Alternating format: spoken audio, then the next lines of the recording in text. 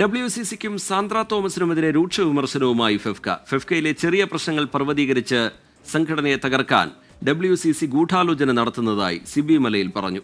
B ഉണ്ണികൃഷ്ണനെതിരായ പരാതികളിൽ കഴമ്പില്ല എന്നും നിരുപാധികം പിന്തുണ നൽകുന്നുവെന്നും ഫെഫ്ക അറിയിച്ചു. നിർമ്മാതാവ് സാന്ദ്ര തോമസ് ഉൾപ്പെടെയുള്ളവർ ജനറൽ സെക്രട്ടറി ബി ഉണ്ണികൃഷ്ണനെതിരെ ഉയർത്തിയ പരാതികളിലാണ് ഫെഫ്കയുടെ വിശദീകരണം.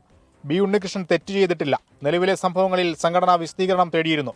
ലഭിച്ചത് തൃപ്തികരമായ മറുപടി. B Unnikrishna നിരുപാധിക പിന്തുണയെന്നും FEFKA president Sibi Malayil. ഒരു നീക്കം നടക്കുന്നുണ്ട്. ഉണ്ണികൃഷ്ണനെ ടാർഗറ്റ് ചെയ്തുകൊണ്ട് അത് ഉണ്ണികൃഷ്ണനെ മാത്രമല്ല, ഉണ്ണികൃഷ്ണനോട് ഫെഫ്ക എന്ന സംഘടനയാണ് ടാർഗറ്റ് ചെയ്യുന്നത്. അതിൻ്റെ പുറകിൽ ആരൊക്കെയാണെന്നുള്ളത് നമുക്ക് വളരെ വ്യക്തമാണ്.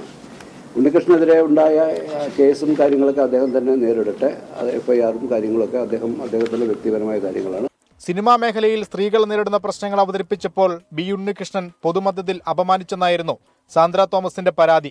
ബി ഉണ്ണികൃഷ്ണനെ ഒന്നാം പ്രതിയാക്കി എറണാകുളം സെൻട്രൽ പോലീസ് രജിസ്റ്റർ ചെയ്ത കേസിൽ അന്വേഷണം പുരോഗമിക്കുകയാണ്. സംഘടനയെ തകർക്കാൻ WCC ഗൂഢാലോചന നടത്തുന്നതായും ഫെഫ്ക ആരോപിച്ചു. ഇത് ഫെഫ്കയെ ടാർഗറ്റ് ചെയ്തിട്ടുള്ള കാര്യമാണ്. ബി ഉണ്ണികൃഷ്ണനെ ടാർഗറ്റ് ചെയ്യുക, അദ്ദേഹത്തെ എങ്ങനെയെങ്കിലും ഇതിൽ നിന്ന് പുറത്താക്കുക, ഈ സംഘടനയെ പൊളിക്കുക, ഇത് തന്നെയാണ് അവരുടെ ലക്ഷ്യം. ഇതിന്റെ പുറത്തുള്ള ലക്ഷ്യം അത് തന്നെയാണ്. അതിനൊരു മാറ്റമില്ല.